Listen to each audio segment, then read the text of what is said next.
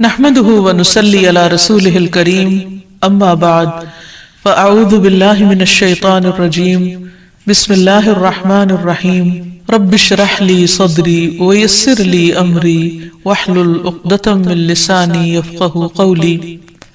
السلام علیکم ورحمۃ اللہ وبرکاتہ۔ پھر اسی طرح آپ دیکھیے کہ استغفار کرنا جسم کے اعضاء کا کفارہ بھی ہے۔ ہر روز انسان کے 360 جوڑوں پر صدقہ واجب ہو جاتا ہے، یعنی ہر روز جب صبح ہم کرتے ہیں تو ہمارے اوپر صدقہ لازم ہوتا ہے، لیکن ہم میں سے ہر ایک کے پاس اتنے پیسے یا اتنا مال و دولت نہیں ہوتا کہ ہم صدقہ کر سکیں۔ تو اس کے لیے بہترین حل کیا ہے کہ انسان استغفار کرے، اللہ کی تسبیح کرے، اور 2 رکعت ضحیٰ کی نماز جو ہے، چاشت کی نماز یا اشراق کی نماز جو ہے، وہ جسم کے ہر جوڑ کا صدقہ ہے۔ اور یہ آزما کر دیکھ لیں، اگر آپ کو جوڑوں کی تکلیف ہے، اگر آپ کے جسم میں تکلیف ہے جوڑوں میں، تو آپ ان 2 رکعتوں کو روز پڑھنا شروع کریں۔ اس کا وقت سورج نکلنے سے تقریباً 15-20 منٹ بعد سے لے کر سورج ڈھلنے کے 15-20 منٹ پہلے تک ہوتا ہے، یعنی ظہر کے وقت جب سورج آتا ہے اوپر، تو جب تک وہ زوال سے تقریباً 15-20 منٹ پہلے تک، جیسے اگر 12:15 بجے مثلاً ہے تو زوال ہے تو 11:15 تک یا 11:55 تک آپ پڑھ سکتے ہیں۔ اور اس میں کیا ہے، 2 رکعتیں عام 2 نفل جیسے پڑھتے ہیں، اس کو اپنے اوپر لازم کر لیں۔ جب انسان یہ کفارہ ادا کر دیتا ہے تو اس کی گردن آزاد ہو جاتی، وہ اپنی جان کو دوزخ سے چھڑا لیتا ہے۔ ہر شخص کی جان پکڑی ہوئی ہے، ہر شخص پکڑا ہوا ہے، اور نہ صرف یہ کہ یہ آخرت کے اعتبار سے بلکہ دنیاوی اعتبار سے بہترین نسخہ ہے، آزما کے دیکھ لیں۔ لیکن ہم میں سے اکثر کو یہ پتہ ہی نہیں کہ روز ہم پہ صدقہ واجب ہوتا ہے۔ ہم صدقہ کب کرتے ہیں، صدقہ کب دیتے ہیں، اپنی جان کا صدقہ کب دیتے ہیں؟ جی، جب کوئی بیمار ہوتا ہے پھر اس کی طرف سے بکرا ذبح کرتے ہیں کہ اس جان کے بدلے جان دے دیں، بس، اور جب وہ ٹھیک ہو جاتا ہے پھر ختم کر دیتے ہیں۔ یہ صرف اس وقت کے لیے نہیں ہے صدقہ، یہ صدقہ روز کے لیے ہے، یہ روز صدقہ دینا ہے۔ اور روز آپ کے پاس اتنے پیسے نہیں ہیں، اور اگر ہے تو وہ بھی دیں، وہ بھی اللہ کے راستے میں کچھ نہ کچھ صدقہ کریں۔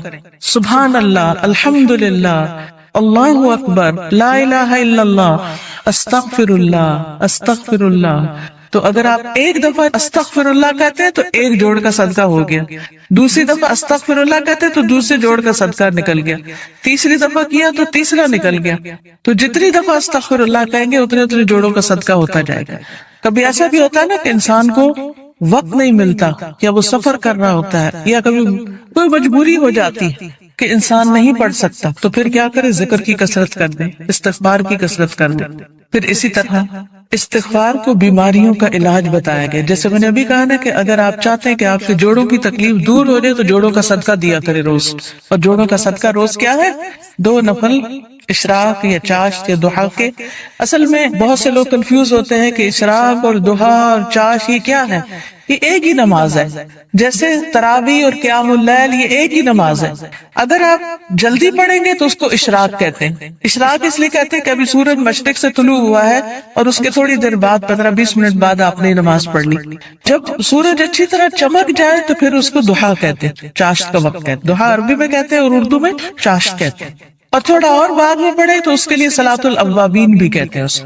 اور نبی صلی اللہ علیہ وسلم سے 2 سے لے کے 8 رکعتیں ثابت ہیں، چاہے 2 پڑھیں، چاہے 4 پڑھیں، چاہے 6 پڑھیں، چاہے 8 پڑھیں، جو آپ کا دل کر، لیکن کم از کم 2 ضرور پڑھیں۔ پھر اسی طرح استغفار بیماریوں کا علاج ہے۔ اگر کسی کو مثلا ہارٹ پرابلم ہے یا کوئی اور اسی طرح کی کوئی بیماریاں ہیں اس کو، تو اس کے لیے بھی استغفار ہے۔ قتادہ کہتے ہیں کہ یہ قرآن تمہیں تمہاری بیماری اور علاج بتاتا ہے، یعنی قرآن کے ذریعے تمہیں بیماریاں بھی پتہ چلتی ہیں، اور بیماریوں سے مراد یہاں روحانی بیماریاں اور خاص طور پر ذہنی پریشانیاں اور جذباتی اور دلی پریشانیاں، اور پھر اس کا علاج بھی بتاتا ہے۔ یعنی قرآن شفا ہے۔ قرآن مجید میں آتا ہے شفاء لما فی الصدور، کہ قرآن میں سینوں کے اندر جو ہے یعنی دل ہے ان کے لیے شفا ہے۔ پھر یہ کہا گیا کہ گناہ بیماری ہے، گناہ کیا ہے، بیماری ہے، اور استغفار ان کا علاج ہے۔ پھر اسی طرح جو شخص استغفار کرتا ہے اسے فرشتوں کی دعائیں ملتی ہیں۔ قرآن مجید میں سورۃ الغافر میں آتا ہے الذین یحملون العرش ومن حولہ یسبحون بحمد ربہم ویؤمنون بہ ویستغفرون للذین آمنوا ربنا وسعت کل شیء رحمۃ وعلما فاغفر للذین تابوا واتبعوا سبیلک وقہم عذاب الجحیم۔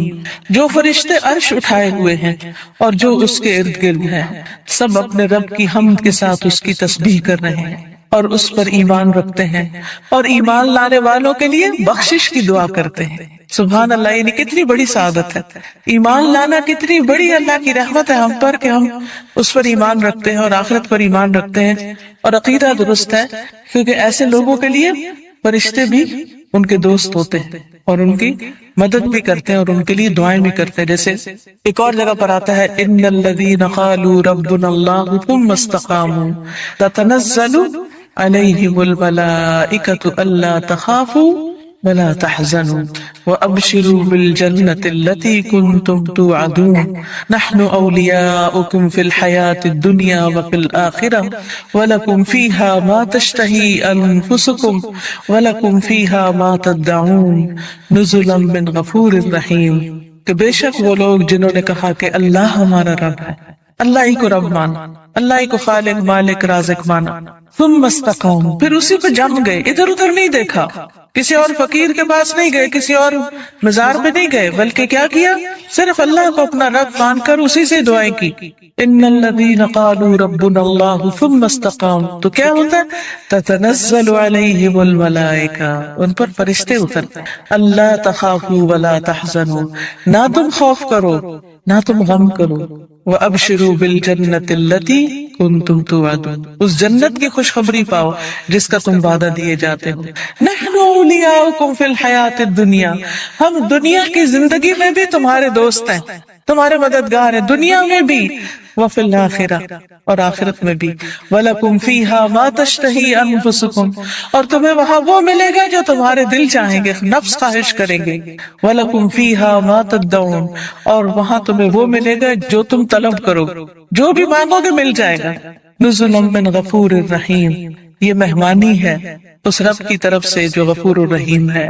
تو اس لیے جو شخص ایمان لا کے اللہ کو اپنا رب مان لیتا ہے، اسی کی طرف رجوع کرتا ہے، اسی سے مدد مانگتا ہے، تو اللہ سبحانہ وتعالیٰ اس کو مدد دیتے ہیں اور فرشتوں کے ذریعے بھی اس کی مدد کرتے ہیں۔ اور ایسے فرشتے جو اللہ کا عرش عظیم اٹھائے ہوئے ہیں، وہ ان کے لیے دعائیں کرتے ہیں۔ اب دیکھیے کہ ہم سب کہتے ہیں، ایک دوسرے سے کہہ رہے تھے میں بہت پریشان ہوں، پلیز میرے لیے دعا کرو، اس کو کہتے ہیں دعا کرو، اس کو کہتے ہیں دعا کرو۔ لیکن جو لوگ ایمان لا کر اللہ کی طرف رجوع کرتے ہیں، استغفار کرتے ہیں، تو فرشتے بھی ان کے لیے دعائیں شروع کر دیتے۔ تو جن کے لیے فرشتے دعائیں کریں ان کو پھر کسی دعا کی کمی؟ پھر آپ دیکھیں ایک اور کام، بلکہ آپ ہی سے پوچھوں گی کون سا ہے وہ کام جس کی وجہ سے فرشتے کیا زمین کی ساری مخلوق دعائیں کرتی ہے، مچھلیاں بھی سمندر میں اور چیونٹیاں بھی زمین میں۔ کس کس کو پتا ہے؟ سب کو نہیں پتا، سب کو پتا ہونا چاہیے، ٹھیک ہے؟ وہ کس کے لیے؟ جو لوگوں کو خیر کی بات سکھائے، اچھی باتیں لوگوں کو بتائے، قرآن و حدیث کی تعلیم دے، سیکھے اور سکھائے۔ ایک جگہ پر سیکھنے والے کے لیے بھی آتا ہے۔ طالب علم کے لیے کیا خوشخبری ہے؟ فرشتے کیا کرتے ہیں طالب علم کے لیے؟ اپنے پر بچھاتے ہیں، تواضع سے اس کی رسپیکٹ کرتے ہیں، اور ایک اور میں آتا ہے یعنی اس کے اوپر سایہ کرتے ہیں۔ کتنی بڑی خوشخبری! پھر اس سے اچھا کوئی کام ہو سکتا ہے کہ ہم بھی ایسی مجلسوں میں شریک ہوں، ایسی جگہوں پر جائیں جہاں سیکھنے سکھانے کا کام ہوتا ہے، خود بھی سیکھیں، دوسروں کو بھی سکھائیں، دوسروں کے بھی کام آئیں۔ جب آپ یہ کام شروع کریں گے تو فرشتے آپ کے لیے دعائیں شروع کر دیں گے، مچھلیاں آپ کے لیے دعائیں شروع کر دیں گی، چیونٹیاں آپ کے لیے دعائیں کریں گی۔ اور آپ کو پتا ہے کہ جب چیونٹی بھی دعا کرتی ہے تو اللہ تعالیٰ سنتا ہے۔ ایک دفعہ حضرت سلیمان علیہ السلام اپنے لشکر کے ساتھ نکلے کہ بارش کی دعا کریں، تو آگے گئے تو دیکھا کہ ایک چیونٹی اپنے پیٹ کے بل لیٹی ہوئی ہے اور اپنے ہاتھ اوپر کیے ہوئے ہے، اللہ سے دعا کر رہی ہے کہ یا اللہ تو پانی برسا تاکہ ہماری پیاس ختم ہو، یعنی ہم سیراب ہوں۔ تو حضرت سلیمان اپنے لشکر کو لے کے واپس چلے گئے کہ اللہ نے اس چیونٹی کی دعا سن لی ہے۔ تو پرندے بھی، درندے بھی، چیونٹیاں بھی، یہ سب دعائیں کرتے ہیں۔ تو اگر آپ دین سیکھنے اور سکھانے کے کام میں لگ جائیں گے اور اس کے لیے وقت نکالیں گے تو دنیا اور آخرت کی برکتیں نصیب ہوں، اور آپ کے دل میں ابھی خواہش ہوگی، اللہ اس کو پورا کر دے گا، آپ کی ضرورتیں پوری ہونے لگے گی، آپ کے مسائل حل ہونے لگیں گے، آپ کے دل کو راحت اور سکون ملے گا جو دنیا کی کسی اور چیز میں نہیں۔ اگر اچھے کپڑے پہننے سے سکون ملتا تو جو لوگ ہر وقت برانڈڈ کلوتھس پہنتے ہیں، یعنی برانڈ کے کپڑے پہنتے ہیں، عام کپڑے نہیں پہنتے، پھر انہیں سب سے زیادہ خوشحال ہونا چاہیے تھا، ہے نا؟ اگر خوشی بڑے گھروں میں رہنے سے ملتی تو جو لوگ بڑے بڑے گھر بنائے ہوئے ہیں دنیا میں وہ سب سے زیادہ خوشحال ہونے چاہیے تھے۔ لیکن آپ دیکھیں کہ دنیا کے ایسے ممالک جہاں پر لوگوں کو ہر سہولت میسر ہے، اگر وہ خود کماتے نہیں تو گورنمنٹ ان کو وظیفہ دیتی ہے، گھر دیتی ہے، ان کے بچوں کی تعلیم کا انتظام کرتی ہے، فری میڈیکل سپورٹ ملتی ہے، لیکن اس کے باوجود وہ خودکشیاں کرتے ہیں۔ کسی چیز کی کمی نہیں، مگر دل خوش نہیں، دل میں راحت نہیں، دل میں سکون نہیں۔ اور اس کے برعکس وہ صحابہ جو پیٹ پر 3 پتھر باندھ کے کام کرتے تھے، ان کے دلوں میں خوشی تھی، سکون تھا، اطمینان تھا۔ فقر و فاقے کی وجہ سے بھی ان کے دلوں کا اطمینان اور سکون نہیں گیا۔ آج اگر ہمیں تھوڑی سی بھی کمی ہو تو ہم پریشان ہو جاتے ہیں، کسی بھی چیز کی کمی لگتی تو ہم پریشان ہو جاتے ہیں، کیا پتہ نہیں کیا بنے، کیا ہوگا ہمارا۔ تو جو شخص اللہ کے راستے پر نکل آتا ہے، فرشتے اس کے لیے دعا کرتے ہیں۔ فرمایا جو فرشتے عرش اٹھائے ہوئے ہیں اور جو اس کے ارد گرد ہیں، سب اپنے رب کی حمد کے ساتھ اس کی تسبیح کرتے ہیں اور اس پر ایمان رکھتے ہیں، ایمان والوں کے لیے بخشش طلب کرتے ہیں اور کہتے ہیں اے ہمارے رب، تو نے اپنی رحمت اور علم سے ہر چیز کا احاطہ کر رکھا ہے، لہٰذا جن لوگوں نے توبہ کی اور تیری راہ کی پیروی کی تو انہیں بخش دے اور دوزخ کے عذاب سے بچا لے۔ یہ فرشتوں کی دعائیں، لیکن یہ دعا کس کے لیے کرتے ہیں؟ توبہ کرنے والوں کے لیے، استغفار کرنے والوں کے لیے۔ پھر آخرت میں استغفار کرنے والوں کے درجات بلند ہوں گے، صرف اپنے لیے نہیں، اگر کوئی اپنے ماں باپ کے لیے بھی استغفار کرتا ہے، ان کی بخشش کی دعا کرتا ہے تو ان کے درجے بھی بلند ہوتے ہیں۔ مسند احمد کی روایت میں آتا ہے رسول اللہ صلی اللہ علیہ وسلم نے فرمایا بے شک اللہ عز و جل جنت میں ایک نیک آدمی کے درجات کو بلند کرتا ہے، تو وہ پوچھتا ہے کہ اے میرے رب، میرے یہ درجات کہاں سے بلند ہوئے؟ اللہ تعالیٰ فرماتا ہے تیرے حق میں تیری اولاد کی استغفار کی وجہ سے، کہ تیرے پیچھے تیرے بچے تیرے لیے بخشش مانگ رہے ہیں۔ کیا ہم سب اپنے والدین کے لیے روز بخشش کی دعا کرتے؟ تو پھر ہم اپنی اولاد سے کیا توقع رکھتے ہیں کہ وہ ہمارے لیے کریں؟ ہاں، جو لوگ نماز پابندی سے پڑھتے ہیں وہ ضرور کرتے ہیں۔ کیسے؟ ربنا اغفر لی ولوالدی وللمؤمنین یوم یقوم الحساب۔ بس ضرورت اس چیز کی ہے کہ ہم توجہ کے ساتھ کو دعا پڑھیں گے، نہیں کہ دھیان کہیں اور، ربنا اغفر لی ولوالدی وللمؤمنین یوم یقوم الحساب، جلدی نہ، آہستہ آہستہ اور مان کے اللہ سے۔ اللہ ہمیں اس کی توفیق عطا فرمائے اور ہمارے بچوں کو ہمارے حق میں صدقہ جاریہ بنائے۔ پھر اسی طرح جن لوگوں کے نامہ اعمال میں استغفار زیادہ ہوگا وہ بہت خوش ہوگے، انہیں نہایت خوشی نصیب ہوگی۔ نبی صلی اللہ علیہ وسلم نے فرمایا جو شخص یہ بات پسند کرتا ہے کہ اس کا نامہ اعمال اسے خوش کر دے، یعنی وہ اپنی کتاب دیکھے اور خوش ہو جائے، تو اسے چاہیے کہ وہ کثرت سے استغفار کیا کرے، کیونکہ اس سے کیا ہوگا؟ ساری وہ چیزیں مٹ جائے گی جو اس کے لیے پریشانی کا باعث ہوں گی۔ مثلا آپ کچھ لکھتے ہیں اور لکھنے میں غلطی ہو جاتی ہے، پھر آپ کیا کرتے ہیں؟ اس اریز کرتے ہیں، کبھی کیا کرتے ہیں؟ اوپر وائٹو لگا دیتے۔ تو استغفار کا مطلب ہے ڈھانپ دینا، یعنی غلطیاں نظر نہ آئیں۔ ہم سب غلطیاں کرتے ہیں لیکن استغفار کرتے ہیں تو جو غلطیاں وہ مٹتی چلی جاتی، ختم ہوتی چلی جاتی اور نامہ اعمال بہترین ہوتا جاتا ہے۔ اور قیامت کے دن انسان اپنا نامہ اعمال دیکھے گا تو اس میں بس اچھائیاں ہی اچھائیاں ہوں گی، کیونکہ برائیاں تو ساری توبہ سے صاف ہو گئیں۔ تو اس وقت انسان کتنا خوش ہوگا۔ مثلا آپ کے ٹیچر آپ کو پرچہ واپس کرے اور 100/100 نمبر ہوں تو آپ کی خوشی کا کیا ٹھکانا ہوگا؟ بہت زیادہ خوش ہوں گے کہ میرا تو ایک بھی نمبر نہیں کٹا، سارے ادھر، کوئی ریڈ نشان نہیں ہے، کوئی کاٹا نہیں ہے۔ تو سوچئے قیامت کے دن اگر آپ دیکھیں کہ آپ کی کوئی غلطی اس میں نظر ہی نہیں آ رہی، سب صاف مٹ گئی، ڈھانپ دی گئی، تو خوشی کا کیا عالم ہوگا؟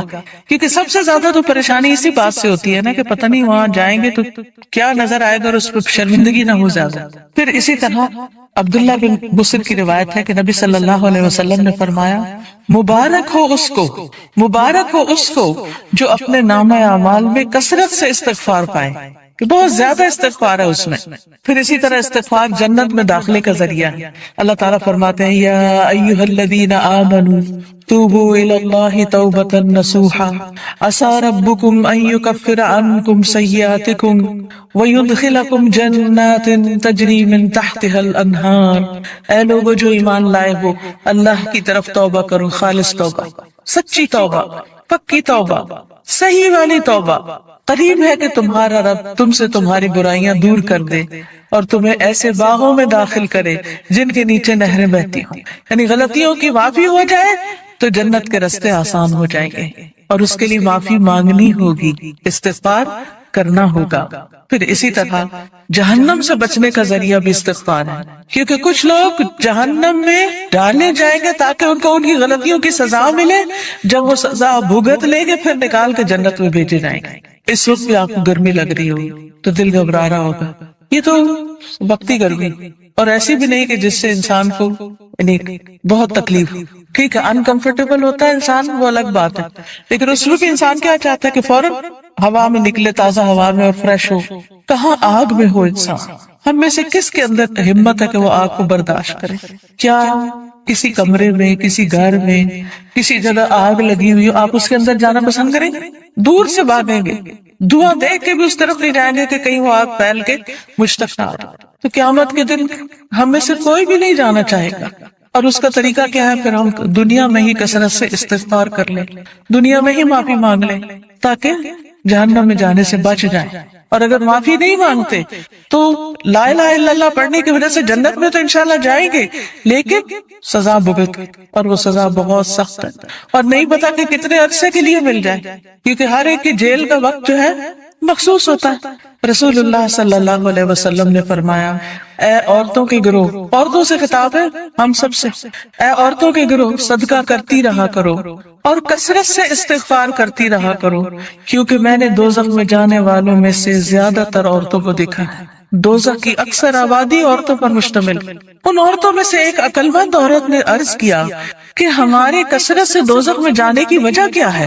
عورتیں کیوں زیادہ ہوں گی جہنم میں؟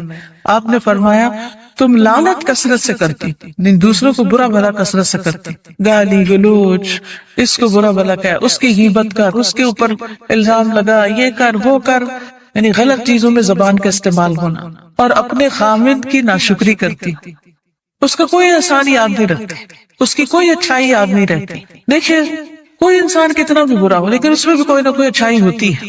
تو اگر کسی میں 99 غلطیاں ہیں اور ایک اچھی چیز ہے تو کیا کرنا چاہیے؟ اس کی اچھائی کو یاد کر کے اس کا شکریہ ادا کرنا چاہیے، اس کے ساتھ احسان کرنا چاہیے، اس کی تعریف کر دینی چاہیے کیا فلاں میں یہ اچھائی ہے.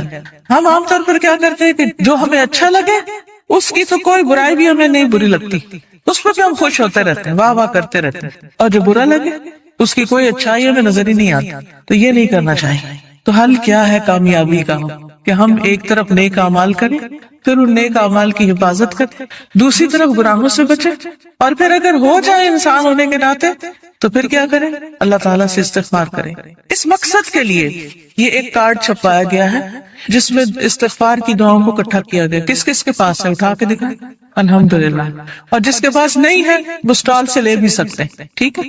تو اب آپ دیکھیے کہ جس کے پاس یہ کارڈ ہے وہ تو ٹھیک، جس کے پاس نہیں لازماً آپ کے پاس ہی ہونا چاہیے، کیونکہ یہ ساری دعائیں ہمیں زبانی یاد نہیں، اور ہم میں سے ہر ایک یہ بھی نہیں کر سکتا کہ جا کے کتابوں میں سے ڈھونڈے، پورے قرآن میں سے نکالے، کتابوں میں سے نکالے، اور پھر یہ دیکھے کہ صحیح کون سی ہے اور کون نہیں، اور پھر ان کو اکٹھا کرے. تو الحمدللہ اللہ کے فضل سے یہ دعائیں آپ کے لیے اکٹھی کر دی گئی. کوشش کریں کہ ہر روز ان دعاؤں کو آپ پڑھیں، لیکن اگر ہر روز نہیں پڑھ سکتے تو جس وقت آپ کو پریشانی ہو، بے چینی ہو، بیماری ہو، خوف ہو، گھبراہٹ ہو، مرنے کا خوف ہو، آخرت کی پکڑ کا خوف ہو، فکر ہو، آپ کے اندر بے چینی اور اضطراب آ جائے، فوراً استغفار کرنا شروع کریں. اس کے بغیر بھی کریں اور اس کے ساتھ بھی کریں. اب آپ نکالیے، میں آپ کو کچھ دعائیں کہلوا دیتی ہوں تاکہ ان کا صحیح پروننسیشن آپ کو آتا ہو، صحیح تلفظ آپ کو آتا ہو. اس کے علاوہ یہ کچھ اور کتابیں بھی ہیں جیسے محمد صلی اللہ علیہ وسلم کے معمولات وغیرہ. پھر اسی طرح یہ نور العلم کوئی کورس شروع ہو رہا ہے، اس میں داخلے کے پیچھے سے آپ فلائر لے سکتے ہیں. اسی طرح قرآن و سنت سے لی ہوئی صحیح دعائیں دعا کیجیے نام کی کتاب میں ہے. بہت سی دعائیں یہاں پر ملیں گی آپ کو. یہ کتاب اگر آپ کے گھر میں ہو تو ہر موقع کی دعا اس میں آپ کے لیے. اسی طرح ذکر کے بارے میں کارڈ ہے. جادو کے بارے میں بہت سے لوگوں کے ذہن میں سوال ہوتے ہیں, پریشان رہتے ہیں, تو جادو کی حقیقت پر اور پھر اس کا علاج کیا ہے اس پر یہ کتاب ہے. پھر اچھا اخلاق انسان کے نامہ اعمال میں بہت بھاری نیکی ہوگی, تو اس پر یہ کہ اچھا اخلاق ہے کیا کیا کرنا ہوتا ہے, احادیث پر مشتمل یہ کتاب ہے. پھر اسی طرح صدقہ و خیرات جو ہے وہ بلاؤں کو ٹالتا ہے, بلا آنے سے بھی روکتا ہے اور جب آ جائے تو اس کو بھی دور کرنے کا ذریعہ بنتا ہے. جیسے ایک حدیث میں آتا ہے داؤ مرضاکم بالصدقات, اپنے مریضوں کا علاج صدقے سے کرو. اگر کوئی بیمار ہو جائے تو صدقہ کرنا شروع کر دو, تو صدقہ بھی ایک علاج ہے. تو یہ صدقہ خیرات کس طرح ہوتا ہے اس پہ احادیث پر مبنی یہ کتاب ہے. پھر اسی طرح رات کو سوتے وقت کے اذکار, رات کی نیند کیسی ہونی چاہیے اور کیا کرنا چاہیے کیا نہیں کرنا چاہیے, سنتیں کیا ہیں, تو یہ سونے جاگنے کے آداب اور اذکار ہیں. جو شخص صبح اور شام کے اذکار کرتا ہے اور رات ذکر کر کے سوتا ہے وہ ان لوگوں میں لکھ لیا جاتا ہے وَالذَّاكِرِينَ اللَّهَ كَثِيرًا وَالذَّاكِرَاتِ أَعَدَّ اللَّهُ لَهُمْ مَغْفِرَةً وَأَجْرًا عَظِيمًا, کہ اللہ کا ذکر کرنے والے مرد اور بہت زیادہ اللہ کا ذکر کرنے والی عورتیں, اللہ نے ان کے لیے مغفرت اور بہت بڑا اجر تیار کر رکھا ہے. تو اللہ تعالیٰ سے بخشش پانے کے لیے کیا کریں, اللہ کا ذکر کریں, رات کو ذکر کر کے سوئیں. تو سارے اذکار جو مسنون کتابوں میں ہیں وہ اس میں لکھ دیے گئے ہیں. اپنے بیڈ سائڈ ٹیبل پہ رکھ دیں, دراز میں رکھ دیں, جب سونے لگے اس کو پڑھ کے پھر سوئیں. پھر اسی طرح یہ ہے کہ رسول اللہ صلی اللہ علیہ وسلم کا تعارف ہے, تعارف حبیب کے نام سے یہ کتاب ہے. آپ صلی اللہ علیہ وسلم کی ذاتی زندگی کے بارے میں اور آپ کی خصوصیات کے بارے میں احادیث کی روشنی میں کتاب مرتب کی گئی ہے, اس کو بھی آپ دیکھ سکتے ہیں. پھر یہ ایک اور استغفار کے بارے میں کتاب ہے, تم کب توبہ کرو گے, بہت ہی بہترین کتاب ہے.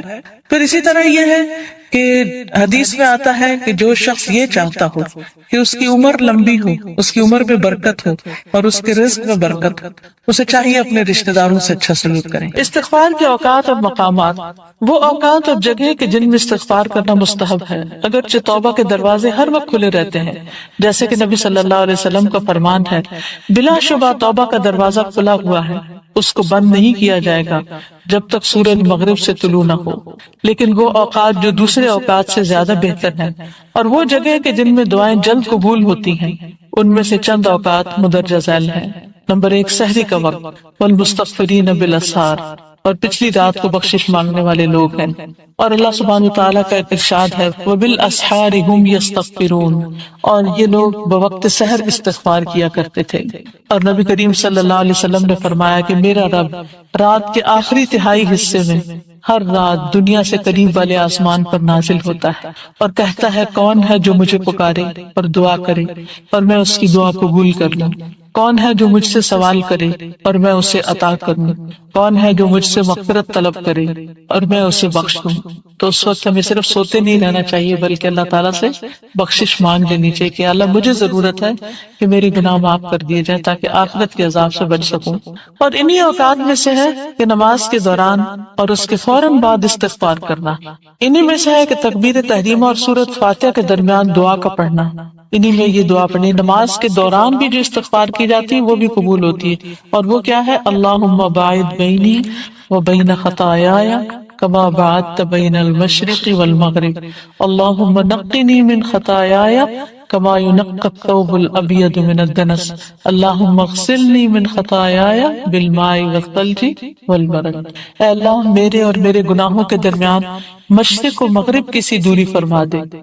یا اللہ مجھے میرے گناہوں سے سفید کپڑے کی طرح پاک صاف کر دے. یا اللہ میرے گناہ پانی برف اور اولوں سے دھو دے. اور استفتاح کی دعاؤں میں سے ایک یہ بھی ہے جسے بڑا استغفار کہا جاتا ہے, جو صحیح مسلم میں حضرت علی سے مروی ہے کہ جب نبی کریم صلی اللہ علیہ وسلم نماز کے لیے کھڑے ہوتے تو یہ کہتے تھے وجہت وجہی للذی فطر السماوات والارض حنیفا وما انا من المشرکین. یعنی یہ نماز میں اور جو سبحانک اللہ پڑھتے ہیں نا اللہ اکبر، یہاں پر پڑھنے والی دعا ہے، یہ استفتاح کی دعا ہے۔ ان صلاتی و نسکی و محیای و مماتی للہ رب العالمین لا شریک لہ وبذلک امرت وانا اول المسلمین اللہم انت الملک لا الہ الا انت انت ربی وانا عبدک ظلمت نفسی واعترفت بذنبی فاغفر لی ذنوبی جمیعا إنه لا يغفر الذنوب إلا أنت واهدني لأحسن الأخلاق لا يهدي لأحسنها إلا أنت واصرف عني سيئها لا يصرف عني سيئها إلا أنت لبيك وسعديك والخير كله بيديك والشر ليس إليك أنا بك وإليك تباركت وتعاليت استغفرک و اتوب الیک۔ میں اپنا رخ اور چہرہ اس ذات کی طرف کرتا ہوں کہ جس نے آسمانوں اور زمین کو پیدا کیا یکسو ہو کر، اور میں شرک کرنے والوں میں سے نہیں ہوں۔ بے شک میری نماز، میری قربانی، میرا مرنا اور میرا جینا سب اللہ رب العالمین کے لیے ہے، اس کا کوئی شریک نہیں، میں اسی کا حکم دیا گیا ہوں اور میں پہلے کے مسلمانوں جیسا ہوں۔ اے اللہ تو بادشاہ ہے، نہیں ہے کوئی میرا رب مگر تو ہی، اور میں تیرا بندہ ہوں۔ میں نے اپنے نفس پر ظلم کیا ہے اور میں اپنے گناہ کا اعتراف کرتا ہوں، بس تو میرے گناہوں کو معاف فرما دے، تیرے سوا کوئی دوسرا گناہوں کو بخشنے والا نہیں ہے، اور مجھے اچھے اخلاق کی رہنمائی کر، تیرے سوا کوئی دوسرا اچھے اخلاق کی رہنمائی نہیں کر سکتا، اور برے اخلاق کو مجھ سے پھیر دے اور دور کر دے، تیرے علاوہ کوئی دوسرا اس کو دور نہیں کر سکتا۔ اے اللہ میں تیری خدمت کے لیے بار بار حاضر ہوں، ساری بھلائی تیرے ہاتھوں میں ہے اور برائی تیری طرف سے نہیں ہے، میں تیری طرف رجوع کرتا ہوں، تیری ذات بابرکت اور بلند ہے، میں تجھ سے بخشش مانگتا اور توبہ کرتا ہوں۔ پھر تشہد اور سلام پھیرنے کے درمیان آخر میں دعا پڑھے، یعنی التحیات میں سلام پھیرنے سے پہلے کی جو دعائیں ہیں عام طور پہ ہم ایک ہی دعا پڑھتے ہیں، کون سی؟ رب اجعلنی مقیم الصلاۃ، اس میں بھی ہے ربنا اغفر لی ولوالدی وللمؤمنین، اس میں بخشش کی دعا ہے، لیکن یہ دعا بھی پڑھ سکتے ہیں اللہم اغفر لی ما قدمت وما اخرت وما اسررت وما اعلنت وما اسرفت وما انت عالم به منی انت المقدم وانت المؤخر لا الہ الا انت۔ اس دعا کی یاد کرنے میں کتنی دیر لگے گی؟ آدھا گھنٹہ؟ یہ کتاب اسی لیے آپ کو دی گئی ہے، یہ بھی ہو سکتا تھا میں زبانی یہ چند چیزیں نوٹ کر کے آپ کو لیکچر دے دی تھی، آپ سنتے اور گھر چلے جاتے، لیکن کتاب پڑھنے کا مقصد یہ ہے کہ یہ چیزیں بعد میں بھی آپ کے پاس رہ جائیں۔ آپ یہ کر سکتے ہیں کہ یہ نشان لگا لیں اور اس کو ایک ٹارگٹ رکھیں، دن میں 15 منٹ تو اس کے لیے نکال ہی سکتے ہیں، اور ان دعاؤں کو ایک ایک کر کے یاد کر لیں اور نمازوں کو خوبصورت بنائیں، یعنی آپ کی نمازوں میں ایک نئی روح پیدا ہو جائے گی اگر نئی دعائیں اس میں ایڈ ہو گئی۔ وہ بچپن سے بس جو رٹا ہوا ہم نے ایک وظیفہ شروع کیا ہوا ہے، بس وہ اللہ اکبر کرتے ہیں، وظیفہ پڑھ کے بند کر دیتے ہیں، سوچتے بھی نہیں کہ پڑھا کیا، پوری نماز پڑھ جاتے ہیں اور ہم اس کو غور نہیں کرتے۔ لیکن جب ہم نئی نئی دعائیں یاد کرتے ہیں اور اس میں ایڈ کرتے ہیں تو پھر وہ ذرا رک کے سوچ سمجھ کے پڑھتے ہیں اور ترجمے کو ذہن میں رکھ کے اللہ سے مانگے تو انشاءاللہ اس سے فائدہ ہوگا، کیونکہ نماز کے دوران مانگی دعا قبول ہوتی ہے۔ مسلم کی ایک دوسری روایت میں ہے کہ جب آپ سلام پھیرتے تو اس دعا کو پڑھتے اللہم اغفر لی ما قدمت وما اخرت وما اسررت وما اعلنت وما اسرفت وما انت عالم به منی انت المقدم وانت المؤخر لا الہ الا انت، یعنی دونوں طرح آپ پڑھ سکتے ہیں، اور اگر نہیں یاد ہوتی یاد کرنے کے باوجود تو آپ کیا کریں، جہاں آپ نے نماز کی جگہ بنائی ہوئی وہاں پہ چھوٹا سا ایک ٹیبل رکھ دیں، چھوٹا سا کوئی اسٹینڈ سا رکھ دیں، اس میں آپ اپنی استغفار کے کارڈ، دعاؤں کے، اور میں نے اپنی یہ کتاب اس کے ساتھ ہی رکھی ہوئی، اور پھر کتاب کھول لیتی ہوں، جو بڑی بڑی دعائیں ہیں جو یاد نہیں ہوئی ابھی تک وہ دیکھ کے بھی پڑھ لیں، کیونکہ انسان ان کو مانگنے سے محروم نہ رہے، یعنی اگر نہیں حافظے میں تو کم از کم دیکھ کے پڑھ لیں۔ نبی صلی اللہ علیہ وسلم اپنے رکوع میں یہ کہتے تھے سبحانک اللہم ربنا و بحمدک اللہم اغفر لی، اے اللہ، اے ہمارے رب، تیری ذات پاک ہے اور تعریف تیرے لیے ہے، اے اللہ تو مجھے بخش دے۔ اور انہی اوقات اور جگہوں میں سے سجدے کے دوران استغفار کرنا ہے۔ اس بارے میں ایک حدیث آتی ہے، ابو ذر رضی اللہ عنہ نے عرض کیا یا رسول اللہ صلی اللہ علیہ وسلم، میرے ماں باپ آپ پر قربان، اللہ عز و جل کو کون سا کلام زیادہ پسند ہے؟ آپ نے فرمایا جو اللہ تعالیٰ نے اپنے فرشتوں کے لیے پسند کر رکھا ہے، سبحان ربی و بحمدہ، سبحان ربی و بحمدہ۔ حقیقت یہ ہے کہ ساری مخلوق اللہ تعالیٰ کی تسبیح بیان کر رہی ہے۔ قرآن مجید میں آتا ہے تسبح له السماوات السبع والأرض ومن فيهن وإن من شيء إلا يسبح بحمده ولكن لا تفقهون تسبيحهم إنه كان حليما غفورا۔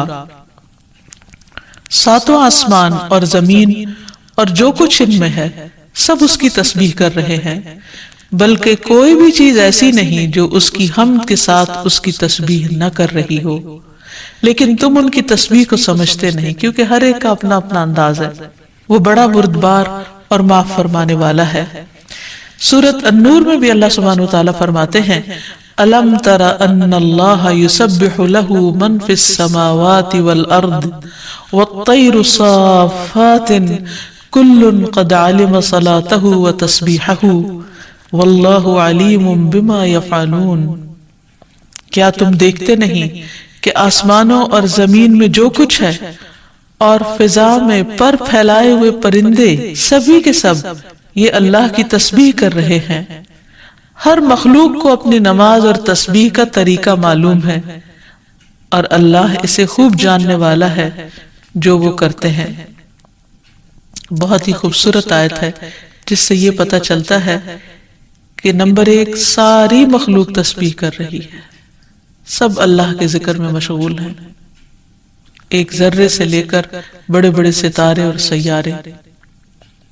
اور پھر خصوصاً پرندوں کی بات کی گئی، یعنی زمین اور آسمان کی مخلوق تو کر ہی رہی ہے تسبیح، لیکن ان دونوں کے درمیان جو پرندے اڑتے ہوئے نظر آ رہے ہیں اور بعض اوقات صفوں کی شکل میں، یعنی صف باندھے ہوئے یا پر پھیلاتے ہوئے اور سکیڑتے ہوئے یا اڑتے ہوئے، سب مل کر یا اکیلے اکیلے، یہ سب اللہ سبحانہ وتعالیٰ کی پاکی بیان کرتے ہیں۔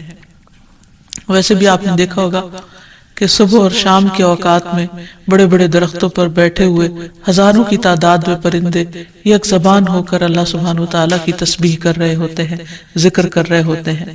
فرمایا یہ سب اللہ کی تسبیح کرتے ہیں۔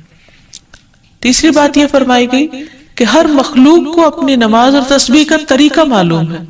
کس قدر دلچسپ اور خوبصورت بات ہے کہ پرندہ ہو یا چیونٹی ہو یا کوئی بڑے سے بڑا جانور ہو یا ستارہ اور سیارہ ہو، ہر ایک کو تسبیح بھی معلوم ہے، یعنی اللہ کا ذکر کیسے کرنا ہے، اور یہ بھی معلوم ہے کہ اس کا کام کیا ہے، وہ کیوں پیدا کیا گیا ہے، یعنی اس کو اپنے مقصد زندگی کا بھی معلوم ہے، اور پھر اللہ تعالیٰ کی عبادت اور اطاعت کے طریقے کیا ہیں، اس کے لیے کون سی راہیں مقرر کر دی گئی ہیں، یہ بھی اس کو خوب معلوم ہے۔ تو اس میں حیرت کی بات یہ ہے کہ اگر ساری مخلوق یہ جانتی ہے تو پھر انسان کا انجان بننا اس کے لیے کس قدر خطرناک ہے۔ اللہ تعالیٰ نے سب کچھ انسان کے لیے پیدا کیا اور وہ ساری چیزیں انسان کی خدمت میں خوب لگی ہوئی ہیں، لیکن انسان کو جس کے لیے پیدا کیا گیا، انسان اس مقصد کو بھول گیا اور اپنے رب سے غافل ہو گیا۔ تو اس لیے اگر ہم تسبیح نہیں کریں گے تو ہم ساری کائنات سے الگ ہو جائیں گے۔ وہ سب تو اللہ کے وفادار، فرمانبردار، تسبیح گزار، اور ہم اللہ سے غافل، یہ دل کیسے گوارا کر سکتا ہے؟ اس لیے زیادہ سے زیادہ اللہ سبحانہ وتعالیٰ کی تسبیح کرنی چاہیے۔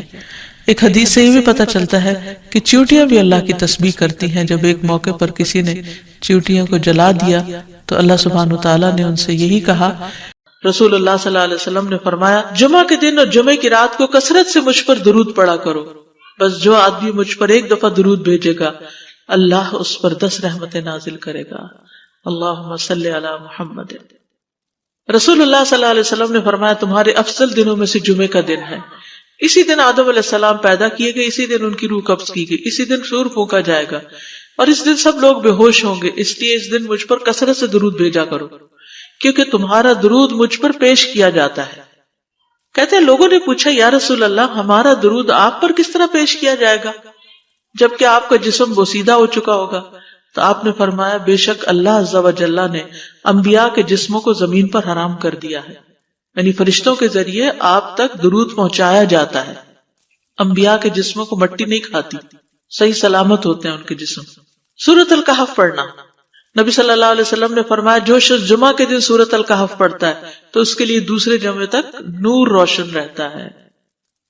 غسل کرنا، ہر بالغ پر جمعہ کے لیے جانا ضروری ہے، اور ہر وہ شخص جس پر جمعہ کے لیے جانا ضروری ہے اس پر غسل ہے، یعنی اس کو لازمی غسل کرنا چاہیے، الا یہ کہ کوئی مجبوری ہو۔ تو آپ اپنا اسکیجول اس طرح بنائیں نا کہ جیسے اگر آپ ہر روز نہاتے ہیں پھر تو کوئی مسئلہ نہیں، لیکن اگر آپ ایک دن چھوڑ کے ایک دن نہاتے ہیں تو آپ پھر اس طرح اسکیجول کریں کہ جیسے آپ منڈے کو نہائے، پھر وینسڈے کو نہائے، پھر جمعے کو نہائے، پھر آپ سیٹرڈے سنڈے اگر نہیں بھی نہاتے پھر منڈے، تو اس طرح آپ جمعے کو مس نہیں کریں گے۔ یہ نہیں کہ جمعرات کو نہا کے جمعہ کو چھوڑ دیا یا جمعہ چھوڑ کے ہفتے کو نہائے، ایسا نہیں کرنا چاہیے۔ علماء نے غسل کے حکم کے بارے میں اختلاف کیا، بعض تو کہتے ہیں یہ واجب ہے، یعنی فرض کے درجے میں ہے، اور جمہور علماء یہ کہتے ہیں کہ مستحب ہے، پسندیدہ ہے، افضل عمل ہے۔ حدیث میں آتا ہے جس نے جمعے کے دن وضو کیا اس نے اچھا کیا، اور جس نے غسل کیا تو یہ افضل ہے۔ صفائی میں مبالغہ ہوتی ہے نا، ویکلی صفائی آپ کو کرنی ہوتی ہے، یعنی جیسے ناخن وغیرہ کاٹتے ہیں یا پھر اپنے زائد بال وغیرہ اتارتے ہیں، تو یہ سب چیزیں اگر جمعے کے دن ہو تو زیادہ بہتر ہے۔ نبی صلی اللہ علیہ وسلم نے فرمایا جو شخص جمعے کے دن اچھی طرح غسل کرے، اچھی طرح سنوار کر وضو کرے، اپنے بہترین لباس میں سے پہنے، یعنی جمعے کے دن باقی دنوں کی نسبت اچھا لباس پہنے، اللہ نے اس کی قسمت میں گھر والوں کی جو خوشبو لکھی ہو وہ لگا لے، یعنی گھر میں جو بھی خوشبو ہے، پھر جمعہ پڑھنے آئے تو لغو کام نہ کرے، دو آدمیوں کے درمیان جدائی نہ کرے، یعنی دو لوگ بیٹھے ان کے بیچ میں گھس کے بیٹھ جائے۔ اس جمعے اور دوسرے جمعے کے درمیان کے پورے ہفتے کے گناہ معاف کر دیے جاتے ہیں۔ پھر مسواک کرنا، جمعے کی سنتیں بتاتے ہوئے آپ نے فرمایا اور تم پر مسواک کرنا لازم ہے۔ اچھا لباس پہننا، نبی صلی اللہ علیہ وسلم نے فرمایا اگر ممکن ہو تو جمعہ کے لیے اپنے کام کاج کے کپڑوں کے علاوہ 2 کپڑے اور بنا رکھنے میں کیا حرج ہے، اسپیشل ڈریس رکھے جو جمعے کو ہی پہن لے۔ خوشبو لگانا، یعنی خوشبو لگائے، حدیث میں آتا ہے چاہے وہ عورت کی خوشبو سے ہو، یعنی آپ کی اپنی نہیں، بیوی کی خوشبو پڑی ہو وہی لگا لو، لیکن لگاؤ۔ تیل لگانا، جو شخص جمعہ کے دن غسل کرے اور جس قدر ممکن ہو پاکیزگی حاصل کرے اور اپنے تیل میں سے تیل لگائے یا اپنے گھر کی خوشبو میں سے خوشبو لگائے، پھر نکلے کہ 2 آدمیوں کے درمیان تفریق نہ کرے، جتنی مقدرہ نماز پڑھ لے، اور جب امام بات کرے تو خاموش رہے، اس جمعے سے لے کر دوسرے جمعے تک اس کے گناہ بخش دیے جاتے ہیں۔ جمعہ کا وقت، سورج ڈھلتے ہی جمعہ پڑھنا، سورج ڈھلتے ہی جمعہ پڑھنا، اول وقت جمعہ پڑھنا، بہت لیٹ نہیں کرنا چاہیے۔ ایاس بن سلمہ بن عقبہ اپنے والد سے روایت کرتے ہیں، انہوں نے کہا کہ ہم رسول اللہ صلی اللہ علیہ وسلم کے ساتھ جمعے کی نماز پڑھ کر واپس لوٹتے تھے تو دیواروں کا سایہ اتنا نہیں ہوتا تھا کہ ان سے اپنے آپ کو سایہ مہیا کیا جا سکے، یعنی ابھی سورج بہت تھوڑا ڈھلا ہوتا تھا۔ ہاں، گرمی کی شدت میں تاخیر کی اجازت ہے۔ مسجد میں داخلہ، مسجد کی طرف جلدی نکلنا، تحیت المسجد ادا کرنا۔ عمر بن دینار کہتے ہیں انہوں نے جابر رضی اللہ عنہ کو کہتے ہوئے سنا کہ ایک شخص جمعہ کے دن مسجد میں داخل ہوا اس حال میں کہ نبی صلی اللہ علیہ وسلم خطبہ دے رہے تھے، تو آپ نے فرمایا کیا تم نے نماز پڑھی؟ اس نے کہا نہیں، تو آپ نے فرمایا کھڑے ہو 2 رکعتیں پڑھو۔ اب یہ بڑا اہم مسئلہ ہے، مسجد میں داخل ہو چاہے خطبہ ہو رہا ہو 2 رکعت پڑھے بغیر نہ بیٹھو، ٹھیک ہے؟ اور یہ کیا ہے؟ دراصل تحیت المسجد، یہ جمعے کی سنتیں نہیں ہیں، یہ کیا ہے؟ تحیت المسجد ہے، اور مختصر پڑھی جائیں، یعنی امام جب خطبہ دے رہا ہو تو چاہیے کہ 2 رکعتیں پڑھے اور دونوں میں اختصار کرے۔ نماز سے قبل حلقہ بنانے کی ممانعت، مثلا آپ جلدی چلے گئے تو یہ نہیں کہ ایک گروپ بنا کے آپس میں گپ شپ شروع کر دیں، نہیں، سیدھے ہی لائنوں میں بیٹھیے۔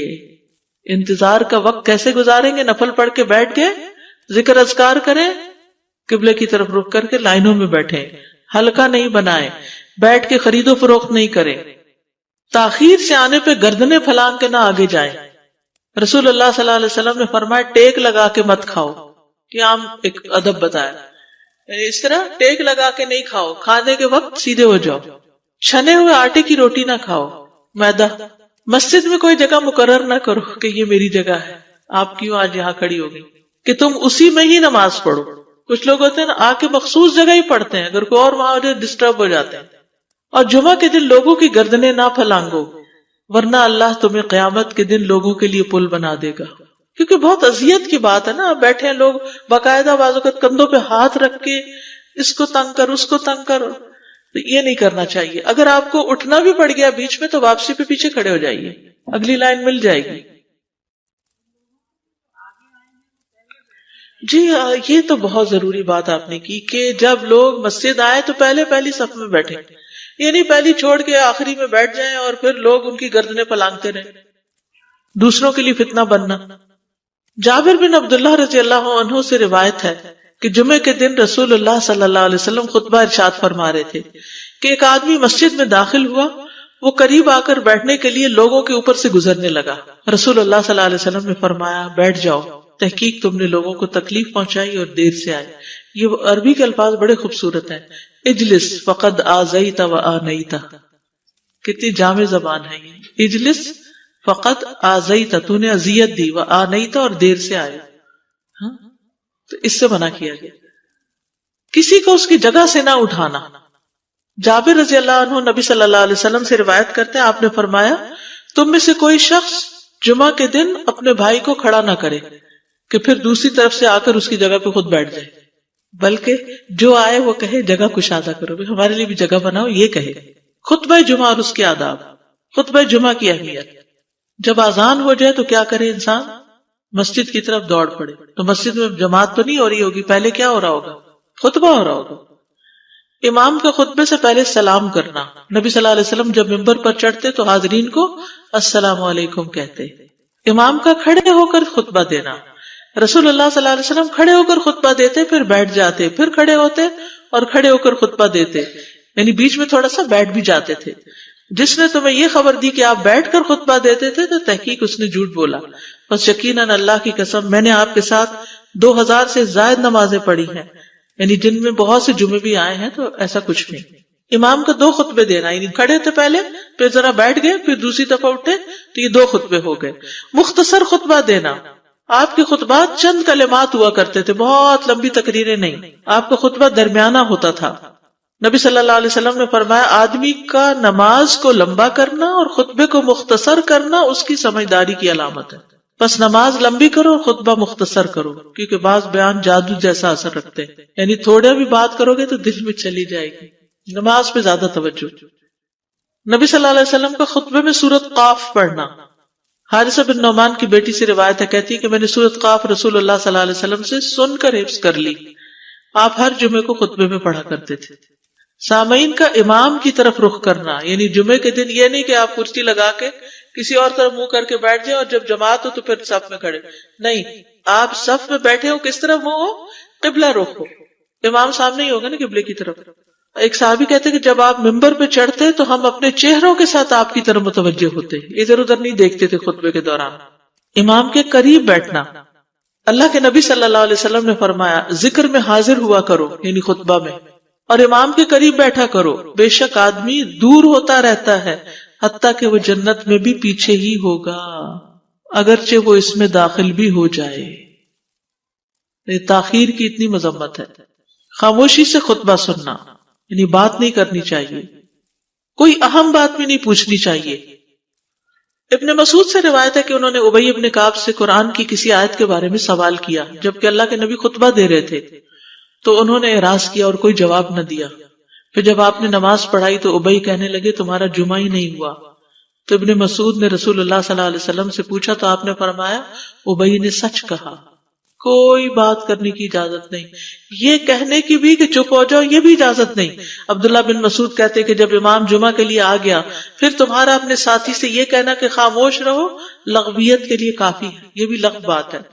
کوئی لغو حرکت نہ کرنا, کنکریوں سے نہ کھیلنا, فون سے نہیں کھیلنا, میسجز چیک نہیں کرنا, انگلیوں میں انگلیاں ڈال کے پٹاخے نہیں بجانا, گوٹ مار کے نہیں بیٹھنا. گوٹ مار کے کیسے بیٹھتے ہیں؟ گھٹنے اوپر کر کے اور یوں ایسے گھٹنوں کے گرد ہاتھ ڈال کے. کئی دفعہ ایسے نظر آتا ہے کہ خطبے میں لوگ اس طرح بیٹھے ہوتے ہیں کیونکہ پتہ نہیں ہے, یعنی آپ چوکڑی مار سکتے ہیں. آپ سب سے افضل پوزیشن تو یہ ہے کہ جیسے نماز کے اتحیات میں ہم بیٹھتے ہیں, لیکن کچھ لوگ اس طرح بیٹھ نہیں سکتے, چلے کرسی میں بیٹھ جائیں. اگر کرسی نہیں ہے نیچے بیٹھے ہیں تو چوکڑی مار کے بیٹھ جائیں, مگر ٹانگیں اس طرح پیٹ کے ساتھ لگا کے گھٹنوں پہ ہاتھ کو بل دے کے اس طرح نہیں بیٹھے. اگر مجبوری ہے تو وہ اور بات ہے, لیکن یہ کہ بلا وجہ نہیں کرنا چاہیے کیونکہ ادب کے خلاف ہے. اونگ آنے پر جگہ بدلنا, نبی صلی اللہ علیہ وسلم نے فرمایا اگر جمعہ کے دن کسی کو مسجد میں اونگ آنے لگے تو اپنی اس جگہ کو دوسری جگہ سے بدل لے. کہ بعض اوقات ایسا ہوتا ہے نا خطبے کے وقت بڑی سکینت ہوتی ہے اور آخری خطبہ تو آپ نیند میں ہی سنتے ہیں. نماز جمعہ کی رکعت 2 رکعت ہے فرض بس. جمعہ کی نماز 2 رکعتیں ہیں اور ان دونوں میں قرات ہوتی ہے. نبی صلی اللہ علیہ وسلم جمعے میں سبح اسم ربک الاعلی اور هل اتاک حدیث الغاشیہ پڑھتے. کبھی جمعہ اور عید کٹھے ہو جاتے تب بھی دونوں نمازوں میں یہی سورت پڑھتے تھے. ٹھیک ہے. اسی طرح صبح کی نماز میں جمعے کے دن الف لام میم التنزیل اور هل اتى علی الانسان کی قرات کرتے اور نماز جمعہ میں سورۃ الجمعہ اور منافقین کی تلاوت کرتے. یعنی یہ بھی ملتا ہے. فرض کے بعد 2 رکعت پڑھنا. عبداللہ بن عمر سے روایت ہے انہوں نے رسول اللہ صلی اللہ علیہ وسلم کی نفل نماز کو بیان کیا اور کہا کہ آپ جمعے کے بعد کوئی نفل نماز نہیں پڑھتے تھے حتیٰ کہ واپس تشریف لے جاتے پھر اپنے گھر میں 2 رکعت پڑھتے تھے. اب جو لوگ گھر نہیں جاتے تو پھر وہیں پر وہ پڑھ لیتے ہیں, ورنہ آپ صلی اللہ علیہ وسلم اپنی سنتیں وغیرہ گھر میں پڑھتے تھے. اور اسی طرح 4 بھی پڑھی جا سکتی, 2 بھی ہیں 4 بھی ہیں. آپ صلی اللہ علیہ وسلم نے فرمایا جب تم میں سے کوئی جمعہ پڑھ چکے تو اس کے بعد 4 رکعتیں پڑھے. یہ آپ کا حکم ہے. تو جب آپ کا 2 چیزیں ہوتی ہیں سمجھنے کے لیے, ایک آپ کا فعل ہوتا ہے اور ایک آپ کا حکم ہوتا ہے. تو ہمارے لیے کیا ہے جو آپ کا حکم ہو. جمعے کے بعد کوئی اور نماز پڑھنے سے پہلے گفتگو کرنا, یعنی سنت پڑھنے سے پہلے گفتگو کرنا. اسما بن مالک سے مرفوعاً روایت ہے کہ جب تم میں سے کوئی آدمی جمعہ کی نماز پڑھے تو اس کے بعد اس وقت تک کوئی نماز ادا نہ کرے جب تک کسی سے کلام نہ کرے یا اس جگہ سے نکل نہ جائے. پہلے منع تھا, اب کوئی نہ کوئی بات کر لینی چاہیے. نہیں سمجھ آئی؟ یعنی جمعہ پڑھ لیا آپ نے اور پھر کسی سے آپ سلام دعا کر لیں, اس کے بعد سنت پڑھیں یا نفل جو بھی. ٹھیک ہے. اور گھر جانا ہے تو گھر جا کے پڑھیں, اور اگر گھر نہیں جانا کام پہ جانا ہے تو ادھر ہی پڑھ کے چلے جائیں. کتنا پیارا ہے ہمارا دین کہ اتنا لمبا بھی چپ کا روزہ نہیں رکھوایا. بالکل. عاصم سے روایت ہے, وہ ابو قلابہ سے نقل کرتے ہیں, میں نے ان کے ساتھ جمعہ کی نماز پڑھی. جب میں نے اپنی نماز پوری کر لی انہوں نے میرے ہاتھ کو پکڑا اور میری جگہ پر کھڑے ہوئے اور مجھے اپنی جگہ پہ کھڑا کیا. وہ جو ہم چینج کرتے ہیں نا جگہ, وہ اس کی بات ہو رہی ہے. یعنی جمعے کے بعد کوئی اور نماز پڑھنے سے پہلے بات بھی کر لینا, جگہ بھی تبدیل کرنا. لیکن اگر کچھ لوگ پہلے سے ہی آپ کی سنتیں شروع کر چکے اور کوئی چینج کرنے والا نہیں تو پھر پڑھ لیجئے. یعنی یہ مستحب اعمال ہے, ان میں ایسا نہیں کہ کوئی گناہ لازم ہو جائے گا, لیکن افضل یہ ہے, افضل سے اجر زیادہ ہو جاتا ہے. جمعہ کے دیگر احکام. 1 رکعت پانے پر بھی جمعہ ادا ہو جاتا ہے. یعنی اگر کسی کو رش مل گیا, پارکنگ نہیں ملی اور 1 رکعت میں بھی پہنچ گیا تو جمعہ ہو گیا. امام سے دعا کا کہنا. انس کہتے ہیں کہ ایک سال نبی صلی اللہ علیہ وسلم کے عہد میں لوگ قحط میں مبتلا ہوئے. جمعہ کے دن میں نبی صلی اللہ علیہ وسلم کے خطبہ پڑھنے کے دوران میں ایک اعرابی کھڑا ہو گیا. کہا یا رسول اللہ, مال تباہ ہو گئے, بچے بھوکے مرنے لگے, اس لیے آپ اللہ سے ہمارے حق میں دعا کیجیے. آپ نے اپنے دونوں ہاتھ اٹھائے. اس وقت آسمان پر بادل کا ایک ٹکڑا بھی نہیں تھا. قسم اس ذات کی جس کے ہاتھ میں میری جان, آپ نے ہاتھ اٹھائے بھی نہیں تھے کہ پہاڑوں کی طرح بادل کے بڑے بڑے ٹکڑے امڑ آئے. یہ معجزہ آپ کا, آپ کی دعا قبول ہو گئی. پھر آپ ممبر سے ابھی اترے نہیں تھے کہ میں نے آپ کی داڑھی پر بارش کے قطروں کو ٹپکتے ہوئے دیکھا. اس دن خوب بارش ہوئی. پھر دوسرے دن, تیسرے, چوتھے, حتیٰ کہ دوسرے جمعے تک سلسلہ جاری رہا. دوسرے جمعے وہی عرابی یا کوئی اور کھڑا ہو گیا اور کہا یا رسول اللہ, چھتیں گر گئی, مال ڈوب گیا, اس لیے آپ ہمارے لیے اللہ سے دعا کیجیے. چنانچہ آپ نے اپنے دونوں ہاتھ اٹھائے اور فرمایا اے میرے اللہ, ہمارے ارد گرد برسا, ہم پر نہ برسا. اور بدلی کے جس طرف اشارہ کرتے وہ بدلی ہٹتی جاتی اور مدینہ ایک حوض کی طرح ہو گیا. وادی کنات 1 مہینے تک بہتا رہا. جو شخص بھی کسی علاقے سے آتا تو اس پر بارش کا حال بیان کرتا, جیسے ہوتا ہے نا کوئی فلڈ آ جائے, کچھ ہریکین, تو پھر ہر کوئی موضوع گفتگو ہو جاتا ہے. جمعہ کے بعد قیلولہ کرنا. انس کہتے ہیں کہ ہم لوگ جمعہ کے دن سویرے نکلتے اور جمعہ کی نماز کے بعد قیلولہ کرتے تھے. جمعہ کے بعد کھانا کھانا. سہل کہتے ہیں کہ ہم نہ تو قیلولہ کرتے نہ دوپہر کا کھانا کھاتے مگر جمعے کے بعد. لنچ کب ہے؟ جمعے کے بعد. جمعے کو قیام و صیام کے لیے خاص کرنے کی ممانعت ہے. یعنی اس دن کی رات کو شب جمعہ منانا کہ اس رات پوری عبادت کریں گے, یہ سنت سے ثابت نہیں. ٹھیک ہے. اور دن کو روزے کے لیے خاص کرنا یہ بھی سنت سے ثابت نہیں. اللہ ہی کہ کوئی معمول کا روزہ رکھتا ہے, ایام 20 کا روزہ ہے تو وہ اور بات ہے. ابو ہریرہ سے روایت ہے کہ میں نے رسول اللہ صلی اللہ علیہ وسلم کو فرماتے ہوئے سنا, تم میں سے کوئی شخص جمعہ کے دن روزہ نہ رکھے مگر یہ کہ اس کے ایک دن پہلے یا اس کے بعد کا دن ملا کر روزہ رکھے۔ جمعہ کے دن خرید و فروخت کی ممانعت ہے۔ جمعہ کے دن جب نماز کے لیے پکارا جائے تو اس وقت اللہ نے خرید و فروخت سے منع کیا ہے۔ وَذَرُوا الْبَيْعَ، اس دن کاروبار حرام ہے۔ اور یہ جمعے کی دوسری اذان کے ساتھ تعلق رکھتا ہے، یعنی صبح صبح کام کر سکتے ہیں لیکن اذان ہوتے ہی چھوڑ دیں، اور جب پھر جمعہ سے فارغ ہو جائے تو دوبارہ دکان پہ جا کے بیٹھ جائیں۔ جابر بن عبداللہ کہتے ہیں کہ نبی صلی اللہ علیہ وسلم جمعہ کے دن خطبہ ارشاد فرما رہے تھے کہ مدینہ میں ایک تجارتی قافلہ آیا، رسول اللہ صلی اللہ علیہ وسلم کے صحابہ اس کی طرف لپک پڑے اور آپ کے پاس مسجد میں صرف 12 آدمی بچے، تو رسول اللہ صلی اللہ علیہ وسلم نے یہ صورت دیکھ کر فرمایا، اس ذات کی قسم جس کے ہاتھ میں میری جان ہے، اگر تم سارے کے سارے چلے جاتے اور کوئی بھی باقی نہ بچتا تو اس وادی میں آگ بہہ پڑتی، یعنی اتنا بڑا جرم ہے یہ۔ پھر یہ آیت نازل ہوئی، وَإِذَا رَأَوْا تِجَارَةً أَوْ لَهْوًا انفضوا إِلَيْهَا وَتَرَكُوكَ قَائِمًا، جب وہ کوئی سودا بکتا دیکھیں یا کوئی تماشا نظر آ جائے تو اس کی طرف دوڑ جاتے ہیں اور آپ کو کھڑا ہی چھوڑ دیتے ہیں۔ راوی کہتے ہیں جو 12 آدمی رسول اللہ صلی اللہ علیہ وسلم کے ساتھ رہے ان میں ابو بکر اور عمر رضی اللہ عنہ بھی شامل تھے۔ جمعے کے دن قبولیت کی گھڑی ہوتی ہے، اس وقت اللہ سے بھلائی مانگنی چاہیے۔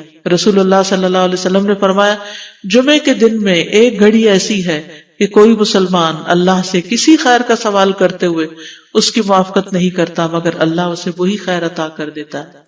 فرمایا یہ ایک چھوٹی سی گھڑی تھوڑی دیر کے لیے ہوتی ہے اور یہ ہر جمعے کو ہوتی ہے، ٹھیک ہے؟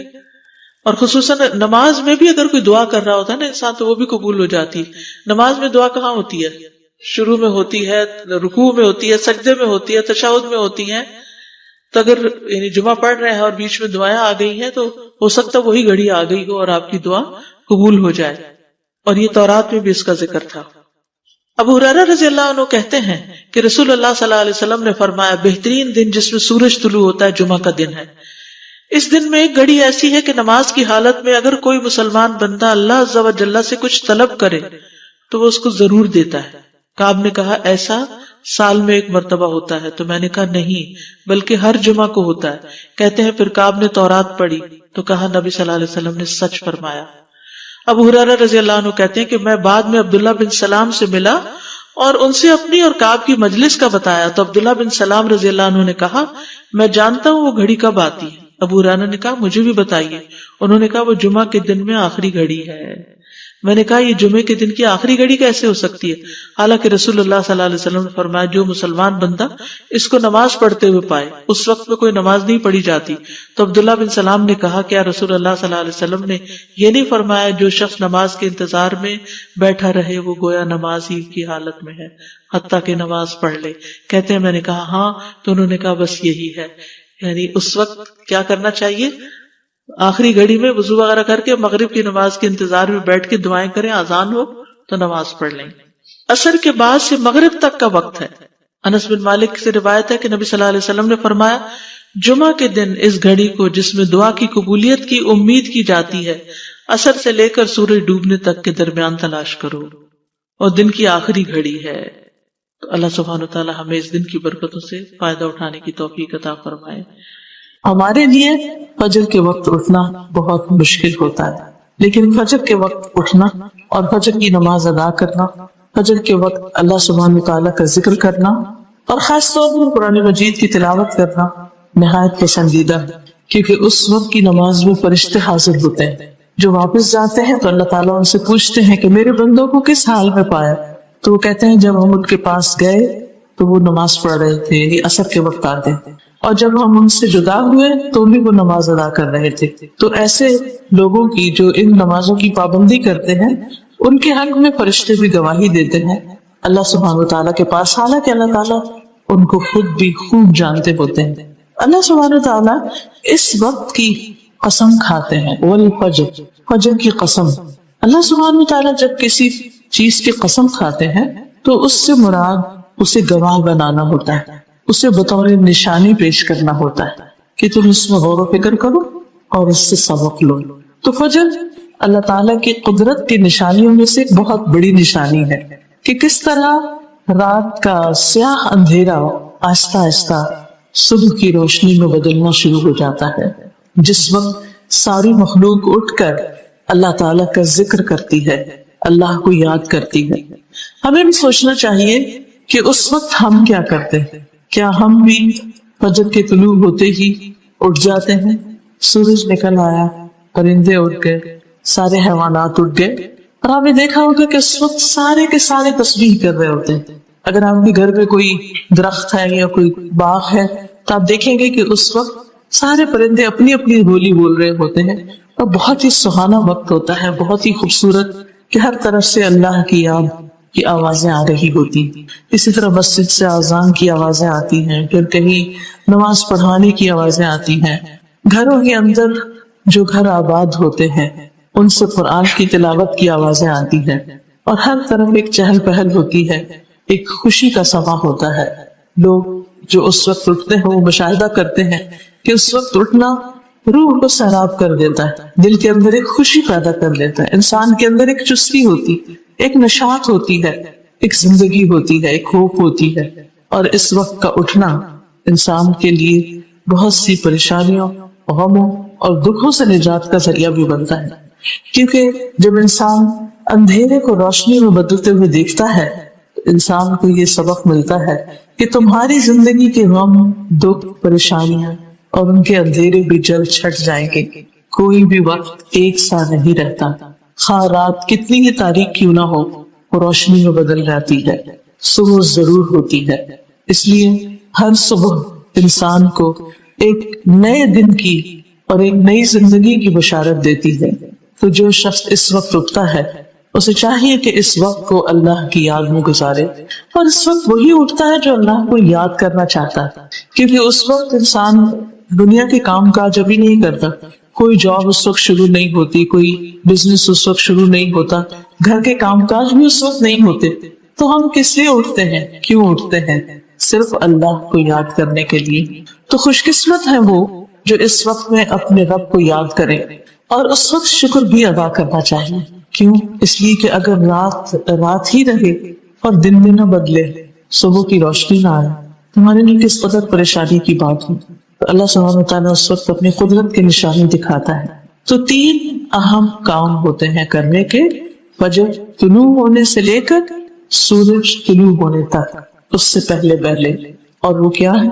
سب سے پہلے نماز۔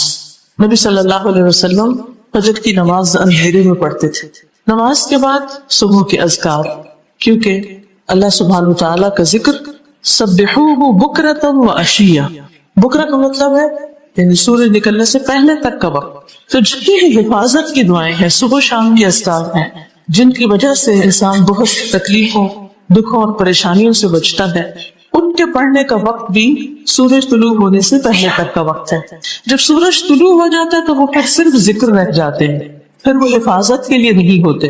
اس لیے نماز کے فوراً بعد اذکار، اور اذکار کے فوراً بعد قرآن کی تلاوت یا تسبیحات، کیونکہ انسان جب صبح اللہ سبحانہ تعالیٰ کا ذکر کرتا ہے، تسبیحات کرتا ہے، اللہ کو یاد کرتا ہے، تو اس وقت کا پڑھا ہوا اپنے اندر ایک عجیب تاثیر رکھتا ہے، کیونکہ وہ یکسوئی کا وقت ہوتا ہے۔ دنیا کی زندگی کے کام کاج شروع نہیں ہوتے تو کوئی ہنگامہ، شور، ادھر ادھر کی باتیں نہیں ہوتی، انسان یکسوئی کے ساتھ اللہ کا ذکر کرتا ہے۔ اور اگر قرآن کی تلاوت کرتا ہے، جو کہ کرنی چاہیے، تو ان قرآن الفجر کان مشہودا، بے شک فجر کے قرآن میں حاضری ہوتی ہے، فرشتوں کی حاضری ہوتی ہے، اور اللہ کا ذکر جہاں ہو، جس گھر میں وہاں فرشتے حاضر ہوں، وہاں کیسی کیسی رحمتیں اور برکتیں نازل ہوگی۔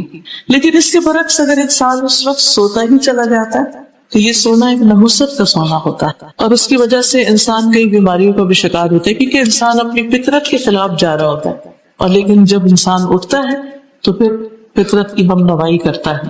اس کے بعد اللہ سبحانہ وتعالیٰ قسم کھاتے ہیں وَلَيَالٍ عَشْرٍ، اور 10 راتوں کی قسم۔ یہ کون سی 10 راتیں ہیں جن کی قسم اللہ سبحانہ وتعالیٰ کھا رہے ہیں؟ یہ 10 راتیں، ان کے بارے میں مفسرین کے مختلف اقوال ہیں۔ سب سے پہلی بات یہ کہ یہ رمضان کے آخری عشرے کی 10 راتیں ہیں۔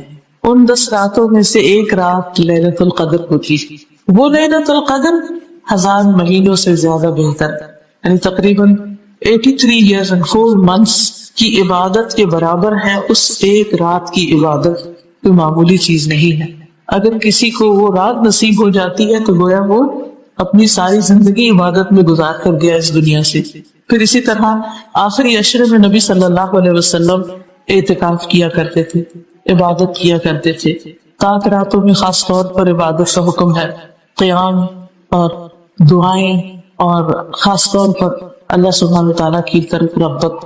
سارے سال کی راتوں میں سے یہ 10 راتیں بہت ہی قیمتی ہیں، جس میں نبی صلی اللہ علیہ وسلم خود بھی جاگتے اور اپنے اہل و عیال کو بھی جگاتے۔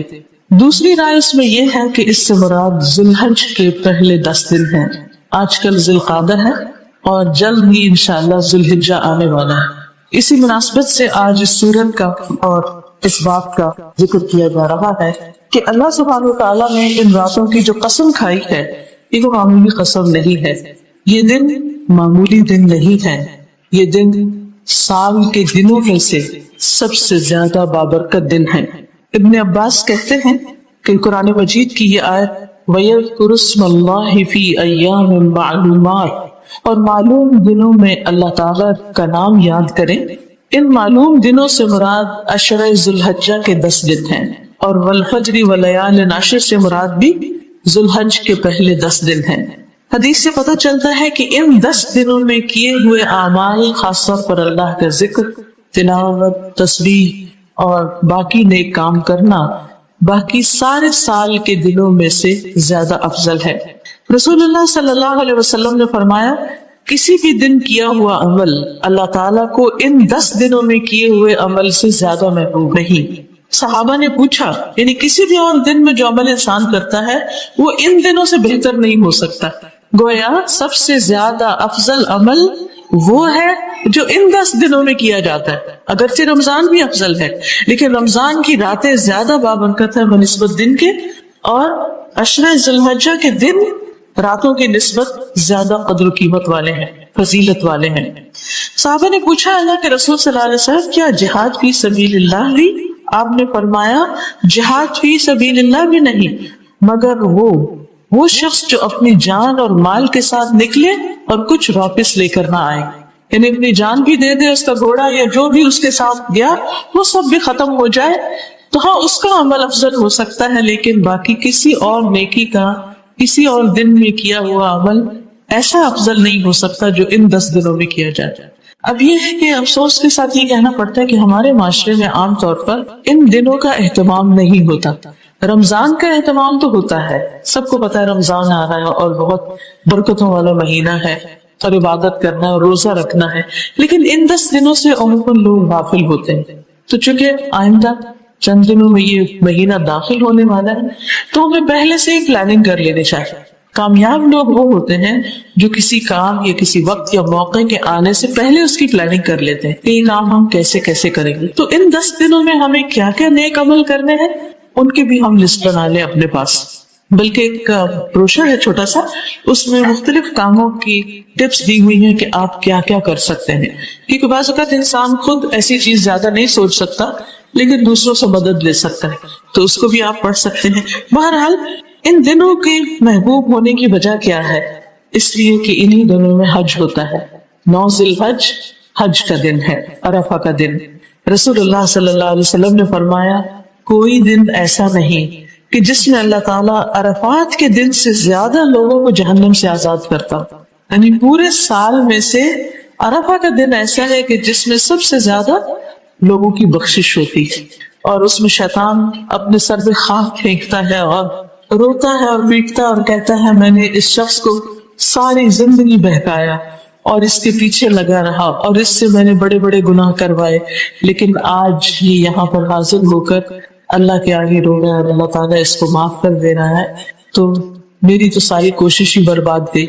اس لیے جو لوگ حج پہ جا رہے ہیں واقعی خوش قسمت ہے کہ ان کو عرفہ کے میدان میں ہی عرفہ کا دن ملے گا، لیکن جو لوگ یہاں پر بھی ہیں انہیں بھی اس دن روزہ رکھ کر عرفہ والوں کے ساتھ اجر و ثواب میں شریک ہونا چاہیے اور خوب استغفار کرنی چاہیے، اللہ تعالیٰ سے معافی مانگنی چاہیے۔ جب عرفہ کا دن ہوتا ہے تو میرے دل میں ہمیشہ یہ آتا ہے، میں کہتی ہوں اللہ تعالیٰ عرفہ میں کھڑے ہونے والے بھی آپ کے بندے ہیں اور ہم یہاں جو بیٹھے ہیں ہم بھی آپ کے بندے ہیں اور ہم بھی آپ کی نظروں سے اوجھل نہیں ہیں، اور اگر وہ وہاں پہنچے ہیں تو ہمارا بھی دل چاہتا ہے کہ ہم وہاں پہنچ کر معافی مانگے، لیکن اگر ہمارے وسائل اجازت نہیں دیتے یا حالات موافق نہیں تو ہم جہاں بھی تجھ سے بخشش مانگ رہے ہیں تو ہمیں بخش دے.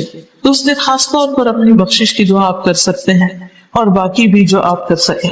اور اس عشرے کا آخری دن جو ہے وہ 10واں دن یوم النحر کہلاتا ہے، اور یہ قربانی کا دن ہے جس کے بارے میں رسول اللہ صلی اللہ علیہ وسلم نے فرمایا اللہ تعالیٰ کے نزدیک سب سے فضیلت والے دن یوم النحر اور یوم القر ہیں، یعنی جو منا کے دن ہے. تو اس لیے ان دنوں کی خاص طور پر مہربانی کرنی چاہیے. اس تاریخ کو ہم روزہ وغیرہ تو نہیں رکھ سکتے، لیکن پہلے 9 دن جو ہیں اگر آپ پسند کریں تو سارے روزے آپ رکھ سکتے ہیں، کیونکہ یہ روزے باقی سال کے روزوں سے، نفلی روزوں سے زیادہ افضل ہیں. اسی طرح صدقہ خیرات، ذکر الہی، اور اس دن کا جو روزہ ہے 9 ذی الحج کا، اس کے بارے میں حدیث میں آتا ہے کہ 9 ذی الحج یوم عاشورہ اور اس دن کا روزہ گزشتہ سال اور آئندہ سال کے گناہوں کا کفارہ ہے. ایک اور روایت سے پتہ چلتا ہے کہ رسول اللہ صلی اللہ علیہ وسلم 9 ذی الحج، یوم عاشور اور ہر ماہ میں سے 3 دن کے روزے رکھا کرتے تھے. لیکن حاجی جو میدان عرفات میں ہوتے ہیں انہیں یہ روزہ نہیں رکھنا ہوتا. ان کے لیے اس روزے کی ممانعت ہے، کیونکہ ان کا اصل ریچول زوال آفتاب کے بعد عرفہ کے میدان میں کھڑے ہو کر دعائیں کرنا ہے، اللہ سبحانہ وتعالیٰ کو یاد کرنا ہے. اور اس دن کا سب سے افضل ذکر لا الہ الا اللہ وحدہ لا شریک لہ لہ الملک ولہ الحمد وہو علی کل شیء قدیر ہے. پھر اسی طرح اس کی 10 تاریخ کو ہماری عید ہوتی ہے، اور عید کے دن عید کی نماز پڑھنا، پھر قربانی کرنا، اور قربانی اللہ کی رضا اور خوشنودی کے لیے کرنا، تقوی حاصل کرنے کے لیے کرنا. تو یہ انسان کے لیے اجر و ثواب کمانے کے بہترین دن ہیں.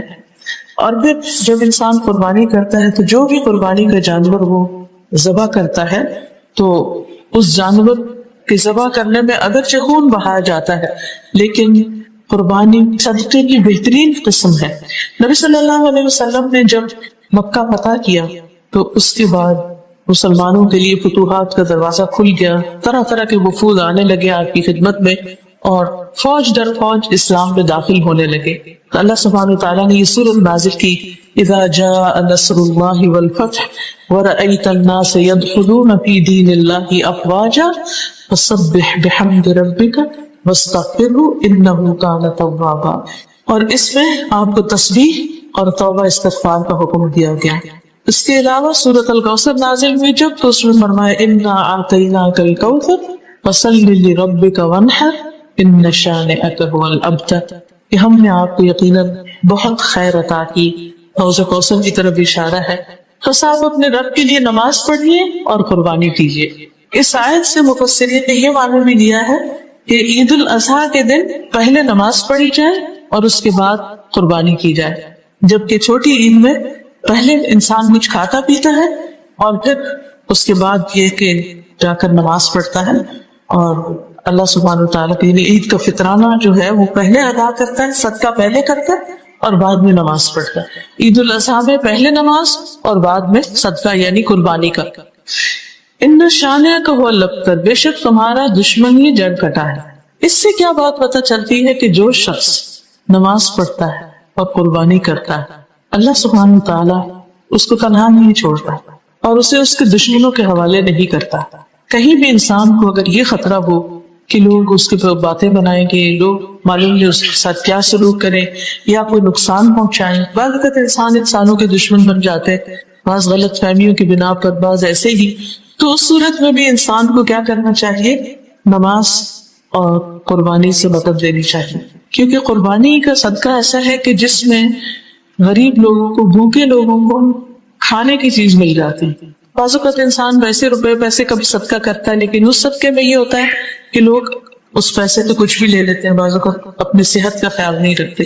لیکن قربانی جو ہے اس میں جب اللہ کی خاطر اللہ کا نام لے کر خون بہایا جاتا ہے اور غریبوں کو کھلایا جاتا ہے تو وہ اللہ سبحانہ وتعالیٰ کے نزدیک بہت پسندیدہ ہے. کسی نے نبی صلی اللہ علیہ وسلم سے سوال کیا تھا کہ سب سے بہترین حج کیا ہے، کیسا ہے، کون سا ہے؟ تو آپ نے فرمایا تھا جس میں العج والثج ہو، یعنی عج کا مطلب یہ ہے کہ خوب بلند آواز سے تلبیہ پڑھا جائے، اور فج کا مطلب ہے بہت سی قربانی کی جائے، خون بنایا جائے. تو جب انسان حج کے لیے جاتا ہے تو صرف ایک قربانی پہ اکتفا نہیں کرنا چاہیے. نبی صلی اللہ علیہ وسلم نے کتنی قربانیاں کی جب حج کیا؟ 100 اونٹ قربان کیے تھے. 100 اونٹ، اس میں سے 63 جو تھے وہ آپ نے اپنے ہاتھ سے قربان کیے تھے، اور باقی حضرت علی رضی اللہ تعالیٰ عنہ کو حکم دیا تھا کہ وہ ان کو قربان کرتے ہیں. تو اس سے بھی یہ پتہ چلتا ہے کہ قربانی کرنا ایک بہترین عبادت ہے. یہ عبادت کی ایک قسم ہے، اور خاص طور پر اللہ کے نام پر اللہ کے دیے ہوئے جانوروں کو ذبح کرنا. وَلَيَالٍ عَشْرٍ، تو ان 10 راتوں میں انسان یا 10 دنوں میں انسان خوب اللہ تعالیٰ کی عبادت کرے. وَالشَّفْعِ وَالْوَتْرِ، اور شفع اور وتر.